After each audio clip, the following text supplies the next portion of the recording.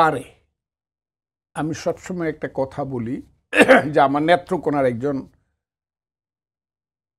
উস্তাদ বাউল শিল্পী ছিল, যে সবার উস্তাদ, তার নাম রশিদ উদ্দিন। সেই রশিদ উদ্দিনের শিষ্য হইল উকিল মুন্সি জালাল খা, শাহ আব্দুল করিমেরা।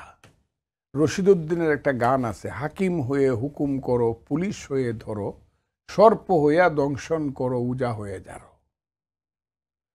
ওই যে যিনি হাকিম হইয়া হুকুম করেন, তাড়াতাড়ি 1-150 লোক নিয়ে আসো, আওয়ামী লীগের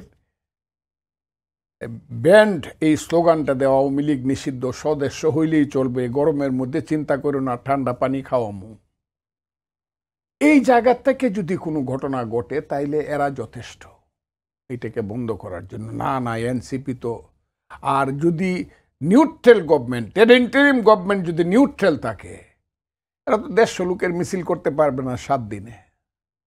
অন্য কথা বাদ, যদি খালি বুঝে ইলেকশনটা ফেব্রুয়ারিতে ইউনূস সাহেব রিয়েলি মিন করছে, এবং তারেক রহমান তো মিন করছে, বিএনপি মিন করছে, কারণ তারেক রহমানেরই প্রস্তাব ছিল, সেটা প্রস্তাবই আছে। আর ইউনূস সাহেব যদি বুঝে যে, এবং যদি নির্বাচন কমিশন ডিক্লেয়ার করে দেয় এই 10 দিন 15 দিনের মধ্যে যে ইলেকশন হবে 12ই ফেব্রুয়ারি অথবা 13ই ফেব্রুয়ারি 2026 সন, এরা 100 মানুষের মিছিল করতে পারবে না। এবং এরা কোথাও জামাতের পায়ে না দরিয়া কোথাও 10টা ক্যান্ডিডেট দিতে পারে। জামাত একমাত্র সেভ দেম, কারণ তারা হলো জামাতেরই ডালপালা।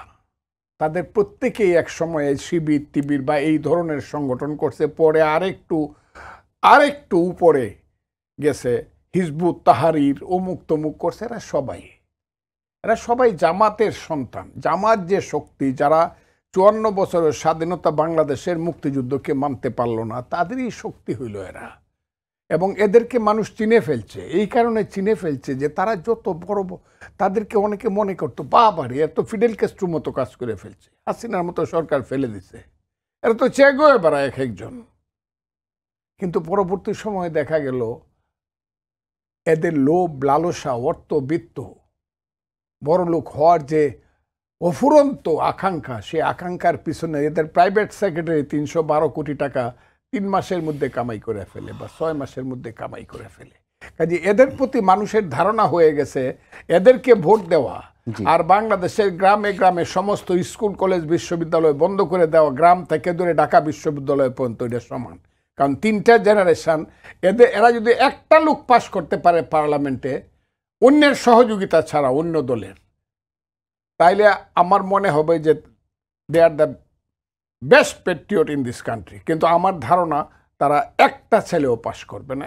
একটা ওই যে ছেলেটা স্টেটমেন্ট করছে একটা জেলার থেকে, তার যে জেলাটা, উপজেলাটার নাম বলতে পারি, সে উপজেলার 10% মানুষ ওই ছেলেটাকে চিনেই না, ভোট তো পড়ে, কিন্তু সে সারা বাংলাদেশে স্টেটমেন্ট করতেছে।